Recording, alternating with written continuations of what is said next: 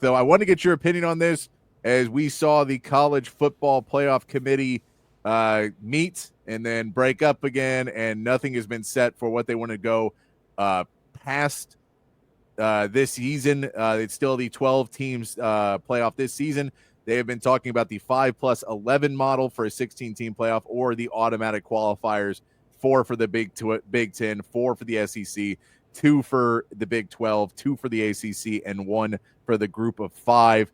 That is another place out there. The SEC or the Big 10 is continuing to argue the SEC really needs to play another conference game because it's unfair to the college football world that you guys aren't losing more games. It's unfair how many of you guys, we don't want to have to play you in the playoffs because you're going to beat us because you're better teams than us, but we don't want to play you. So if any way you guys could just, knock yourself off, that would be great.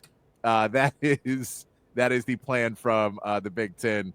When Brett Bielema comes out and you're like, dude, you are the 9th ranked team in the SEC right now. If you come over 9th, you don't get to be part of the discussion like that. I get you're 4th in the Big Ten because the Big Ten is top heavy. Beautiful face, great chest, not much else going for her. That is what is happening at the Big Ten. And it is just a bad show the rest of the way. Steven, what do you think about, and shout out Longhorn Football Edits, by the way, what up? Appreciate everybody hanging out with us there on the chat line. But Steven, what do you think about, are you a fan of the 5+11, the fan of the automatic qualifier, or is 16 just too many teams anyway? What do you think about all this? Oh, it's too many teams. I'm an 8-team guy, but we're already at 12, right? And 16 is inevitable, right? It's just how they clear this up.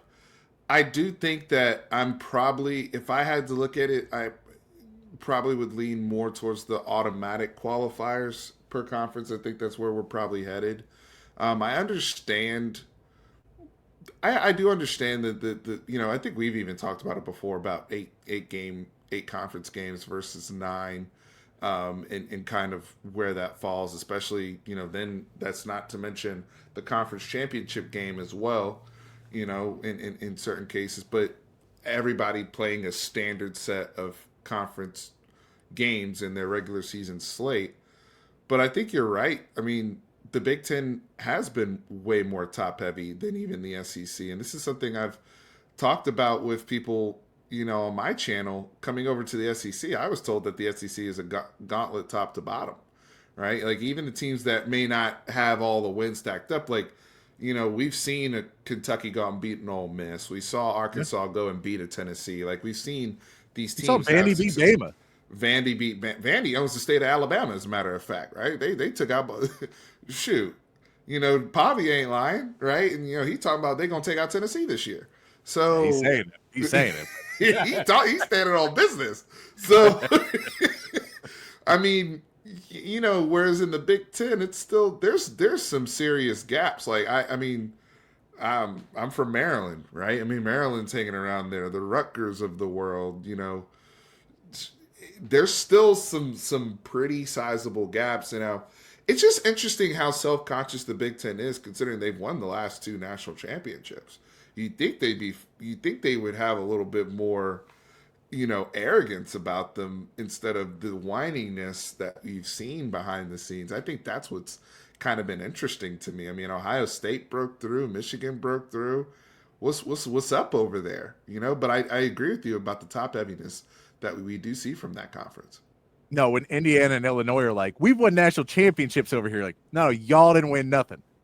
Y'all played easy schedules, and you still couldn't come out because you can't beat the guys at the top.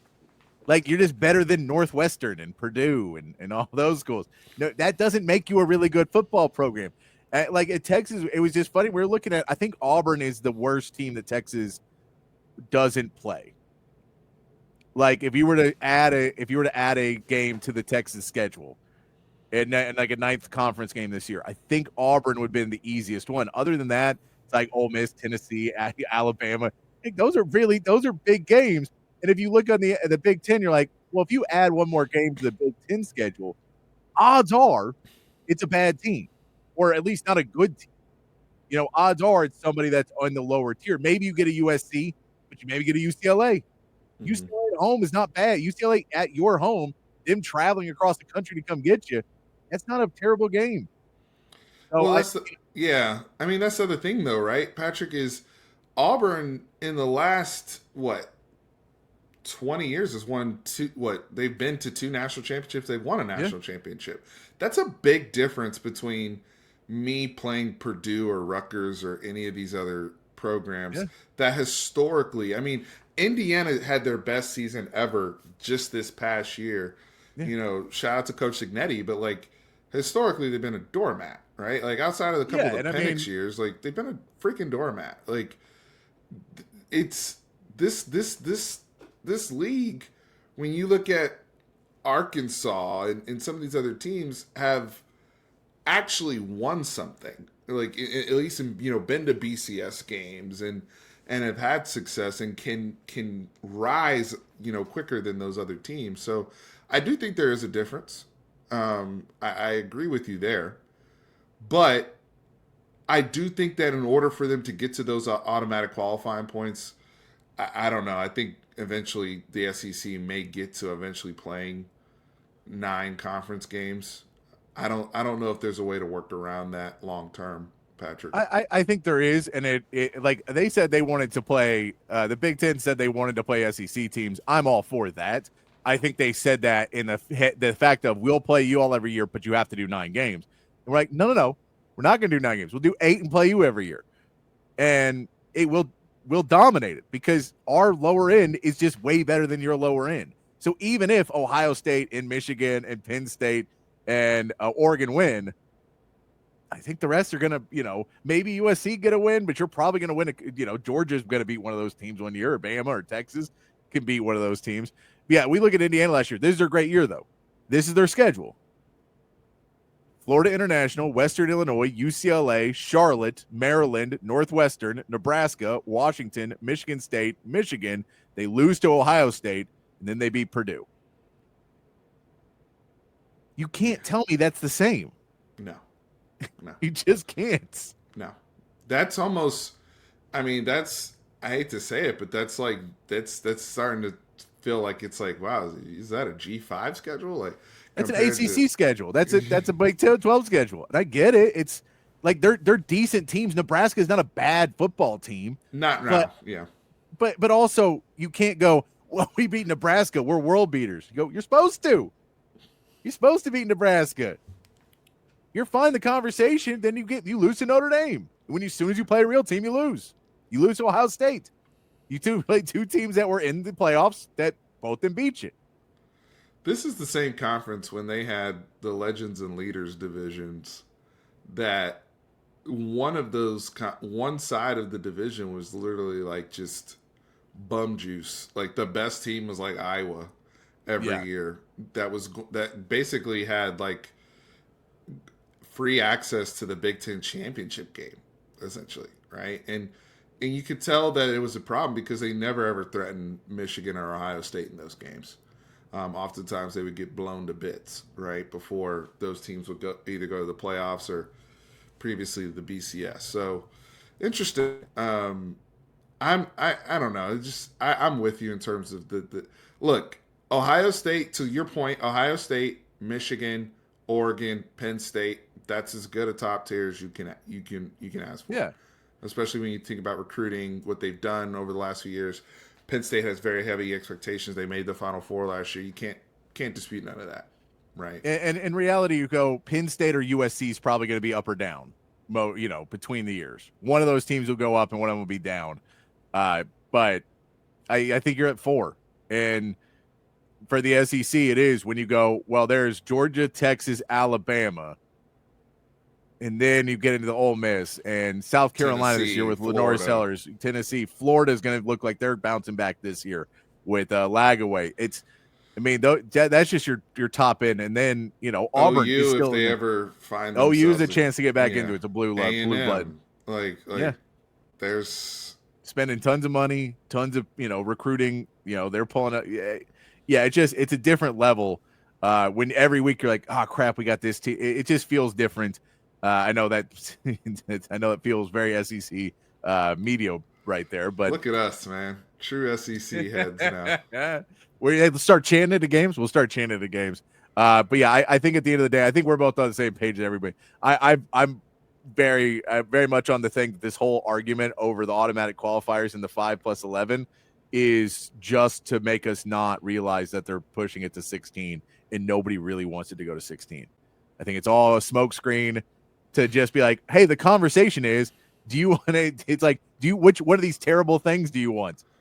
You know And you how they go, can wait, no, change. but what about going back to 8, or what about keeping it at 12? 12's okay. I can live with 12. We don't need to go to 16.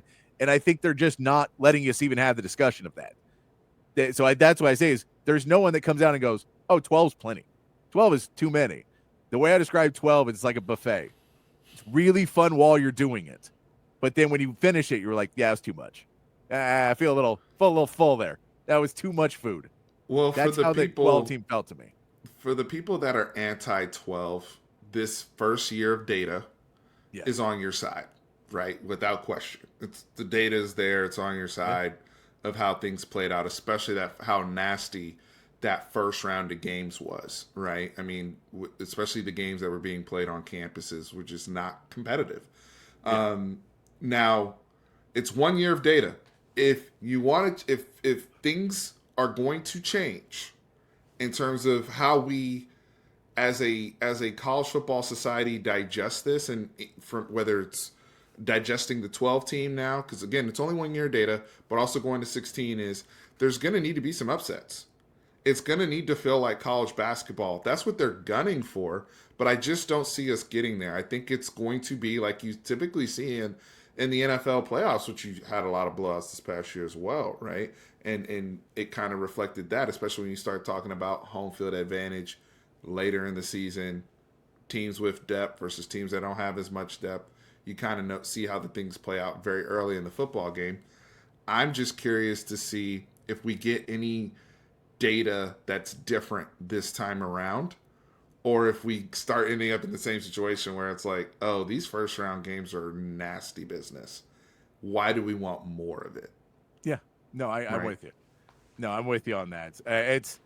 But the reason is money. It has nothing to do with football. It has nothing to do with. It's all about money at the end of the day, and that's why the Big Ten wants the SEC to play 9 games, is because they want less SEC teams in the finals, and they know at 9 games will lead to more losses, which means a better chance for Big Ten to get teams in.